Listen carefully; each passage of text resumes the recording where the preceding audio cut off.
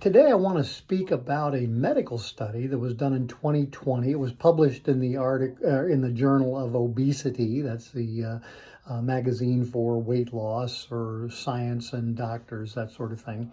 And the question was, which is better, a low-fat diet or a low-carbohydrate diet? Well, initially we need to define those. So, and it varies. You can look up what's a low-carb diet, and depending on whether it's Atkins or paleo or something, they'll define it as less than so many carbs. But in my world, in the clinic where I'm seeing patients on a regular basis, I define low carb as under 100 grams of carbohydrates a day, ultra low carb under 50 grams of carbohydrates a day. And I know Atkins has the Atkins 40, which is 40 carbs and less, and the Atkins 20, which is 20 carbs and less. But, those I would consider ultra low carbohydrate diets. Low fat, basically, if you eat less than 30% of your daily calories from fat, that's considered low fat.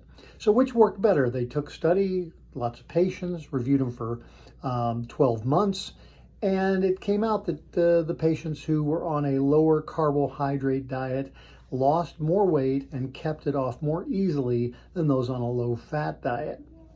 In our dietary program, we basically do 30% calories from fat, about 30% from carbohydrates, and about 30% from, or a third, let's say a third of each from fat, protein, and carbohydrates.